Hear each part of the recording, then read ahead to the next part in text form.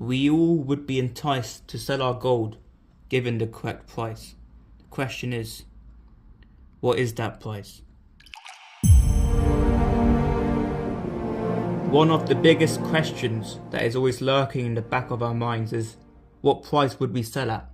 It's a question that every gold stacker should keep in mind. There are a lot of price predictions on the internet, and goldsilver.com have compiled price predictions from different gold analysts across the market. And as we can see from this table, the price predictions range between $1,900 and $4,000 in 2023. However, price predictions aren't always accurate. So as we can see here, it ranges a lot, but it averages roughly in the 2000s. So as Jeff Clark, the senior analyst at goldsilver.com puts it, most price forecasts aren't worth more than an umbrella in a hurricane. There are so many factors, so many ever-changing variables, that even the experts usually miss the mark. But if these prices are accurate, then what price would you sell at? Would you sell at 3,000? 10,000? One very important thing that I take into account is the fundamental or true value of gold.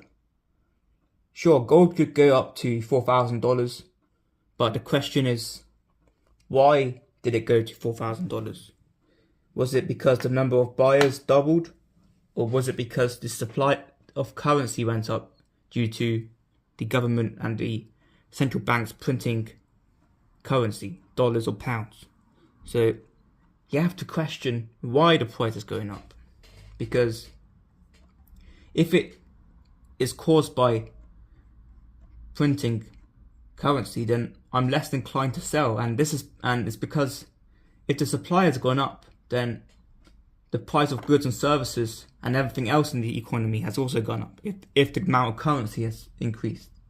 So this means that even with gold at $4,000, I'm still in the same boat in terms of purchasing power as I was a year ago. So just because the price goes up doesn't mean the purchasing power has gone up, because usually the price keeps up with inflation. The only reason that the purchasing power will go up is if there's more buyers than usual. So if my purchasing power hasn't improved significantly because of gold price rises, then I'm unlikely to sell. If my purchasing power went up significantly, for example, if it tripled because of gold, then this is an indicator that gold is probably overvalued and eventually gold will come back down. And this is when I would sell it. But measuring purchasing power is a good way to see if gold is overvalued or if gold is undervalued. Purchasing power is how many things you can buy with an ounce of gold. And there are many ratios you can use to measure the purchasing power of gold. The most common ratio is the gold to Dow ratio, which measures the stock market in the price of gold. So this converts one share of the Dow Jones Industrial Average into gold. It measures the purchasing power of the Dow. The higher the ratio, the stronger the Dow is and the weaker gold is. And the lower the ratio, the weaker the Dow is and the stronger the price of gold is. When gold is too strong, this means that it's overvalued. When gold is weak, this means that gold is undervalued. So you could make up your own ratios. For example, you could track the price of gold and convert it into how many gallons or litres of petrol 1 ounce of gold can buy, and see how this has changed over time. So another ratio that counts for everything is what the average consumer buys, because most likely the most useful measure of purchasing power is things we buy on a daily basis. So this can be done by using the consumer price index. So convert 1 ounce of gold into the consumer price index, which is measured over a period of time. Every country has a consumer price index. The problem with a lot of these ratios is that there isn't always a chart on the internet. Most of the time, you'll have to make the chart yourself by getting a record of all the gold prices over the years and a record of the price of whatever you want to compare it to. For example, if you want to compare the price of petrol compared to gold, you wanted to convert gold into petrol, you need to have a list of petrol prices over the last 20 years. And this is only if someone hasn't done it yet already. Most likely there's someone on the internet or some website that already has done this. But if you want to be more specific and you want to track something more specific, like let's say you want to track the price of milk, gold compared to milk, or the price of gold compared to wheat. Some of these things may not be on the internet, so you may have to make your own graph of it, your own chart.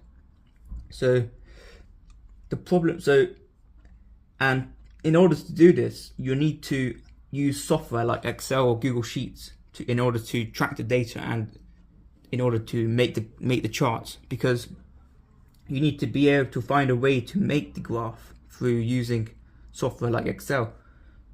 Personally, if gold does turn out to be overvalued after looking at all these ratios, then if gold is overvalued, then this is the price. This is when I would sell. If gold is undervalued, that's when I would buy. But the biggest hurdle in selling gold is finding a trustworthy buyer, because it's not always easy to find a buyer that is going to pay you spot or above spot. Most likely they're going to pay you below spot. But it's a lot harder to sell physical gold but it's still worth stacking physical gold in the long run, because you know that you can hold your wealth in your hands and that there's no risk of IT failures or bank foreclosures. For example, if you have money in your bank, in the UK we're insured up to £85,000 if the bank goes bankrupt. But what about above that? What if you had £100,000 in the bank and then that went bankrupt? You lose £15,000, or if you had more, you lose it. So keeping your money in the bank is not a good idea. And in some countries, they don't even have insurance. Some countries like the third world, they don't even have insurance like the UK has. I'm not sure what it's like in the US, but in the UK, if your bank goes under, if it goes bankrupt, then your funds are insured up to £85,000 by the FCSS, the financial body. So anyway, guys, I hope you gained some knowledge from this video. If you did, please hit the like button and the subscribe button, and I'll see you in the next video.